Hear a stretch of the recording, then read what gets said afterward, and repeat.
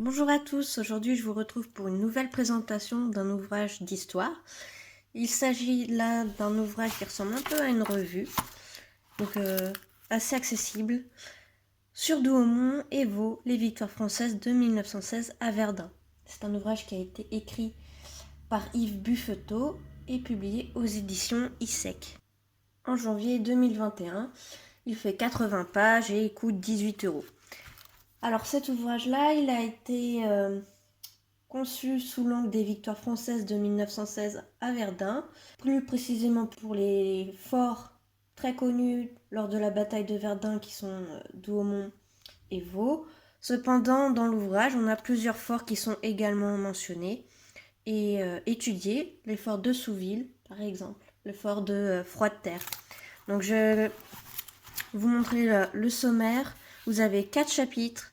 La situation stratégique et tactique en juin 1916 à Verdun, l'ultime offensive allemande juin-juillet 1916, les attaques limitées et la tragédie de Tavannes, et enfin la reconquête des forts de Douaumont et de Vaux. Finalement, le sujet, le sous-titre, les victoires françaises. Donc c'est finalement à la fin de cet ouvrage qu'on a vraiment le cœur du sujet. La situation tactique et stratégique en juin 1916 à Verdun, dans lequel on retrouve finalement les points de vue des différents militaires dans les zones françaises et allemandes, avec justement l'étude du terrain, pourquoi Verdun finalement n'était pas une ville stratégique à la base.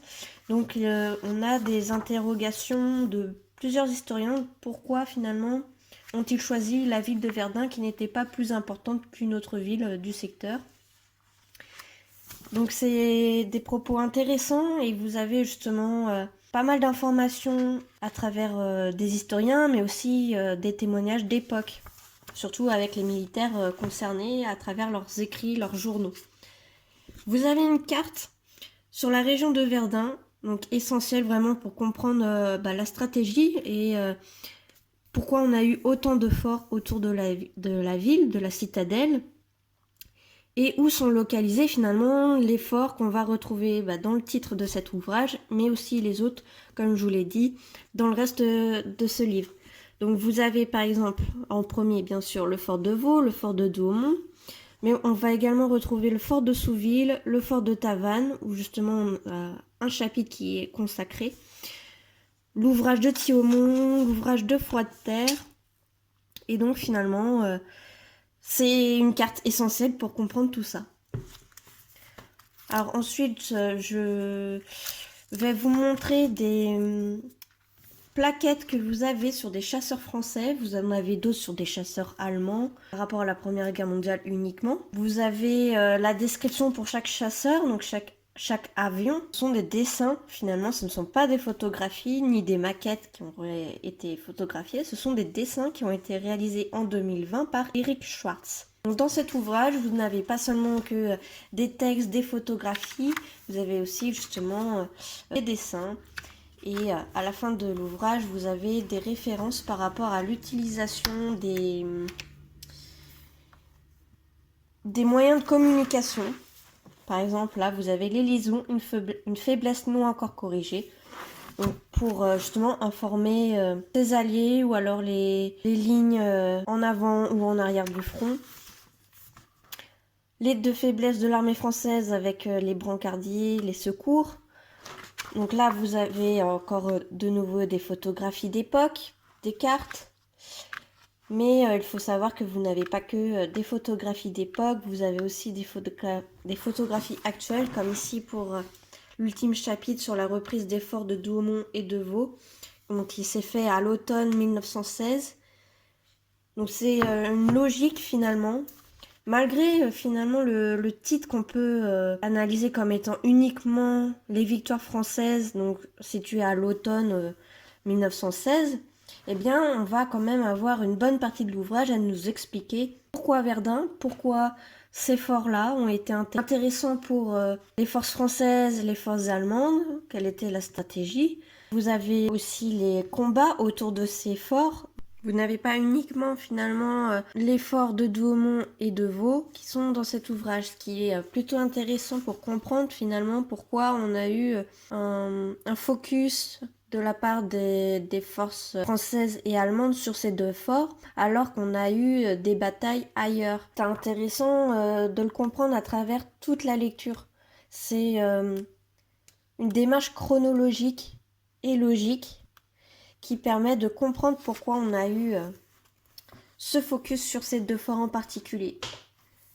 Donc vous avez, comme je le disais, des photographies actuelles sur les forts, là, le fort de Souville.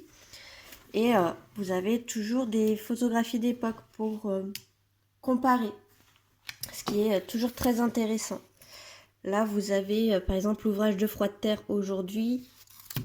Et il y avait une photographie que je voulais vous montrer sur Douaumont aujourd'hui, qui a été réaménagé au niveau du parking par rapport au centenaire. Donc là, vous avez tout le réaménagement en dehors du fort qu'on voit juste à côté, pour permettre aux visiteurs d'accéder facilement à ce lieu. Et à la fin de cet ouvrage, vous avez la photographie aérienne du fort de Vaux, donc de nos jours. Voilà, j'espère que ça vous aura donné envie de lire cet ouvrage. Je vous mets juste là le résumé qui est au dos de ce livre, qui est vraiment très intéressant et je vous le recommande beaucoup parce que pour 18 €, ça vaut le coup. On peut s'informer plus précisément sur l'une des batailles de la Première Guerre mondiale, mais on ne fait pas un focus sur la bataille de Verdun. C'est encore un ouvrage différent, on pourrait se dire un ouvrage de plus sur la Première Guerre mondiale.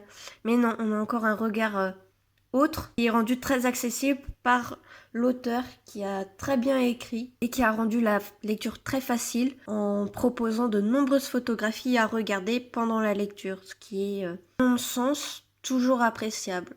D'autant que c'est une période dont on s'éloigne petit à petit, et le fait d'avoir des photographies, c'est essentiel pour s'en rapprocher, le rendre plus accessible. Voilà, alors n'hésitez pas à mettre dans les commentaires votre avis sur la vidéo, sur ma chaîne pour que je puisse m'adapter à vos envies. Si vous avez des ouvrages que vous me recommandez, que vous aimeriez bien voir sur cette chaîne, n'hésitez pas à liker et à partager. Allez, à bientôt!